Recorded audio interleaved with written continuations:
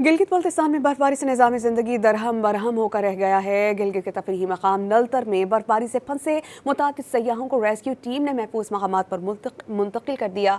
बल्तिस्तान और अस्तौर समेत दीगर बलाई हिस्सों में कई घंटों की मुसलसल बर्फबारी से राबता सड़कें बंद हो गई हैं, जिससे आमद-ओ-रफ्त मुअत्तल है और मुतादिद गाँव के बाहमी राबते मुनक़ता हो जाने से बड़ी तादाद में लोग घरों में महसूर हो गए हैं। गिलगित बल्तिस्तान में बर्फबारी से निज़ाम ज़िंदगी दरहम बरहम होकर रह गया है। गिलगित के तफरीही मकाम नलतर में बर्फबारी से फंसे मुतादिद सयाहों को रेस्क्यू टीम ने महफूज मकामात पर मुंतकिल कर दिया। बल्तिस्तान और अस्तौर समेत दीगर बलाई हिस्सों में कई घंटों की मुसलसल बर्फबारी से राबता सड़कें बंद हो गई हैं, जिससे आमद-ओ-रफ्त मुअत्तल है और मुतादिद गाँव के बाहमी राबते मुनक़ता हो जाने से बड़ी तादाद में लोग घरों में महसूर हो गए हैं। गिलगित बल्तिस्तान में बर्फबारी से निज़ाम ज़िंदगी दरहम बरहम होकर रह गया है। गिलगित के तफरीही मकाम नलतर में बर्फबारी से फंसे मुतादिद सयाहों को रेस्क्यू टीम ने महफूज मकामात पर मुंतकिल कर दिया।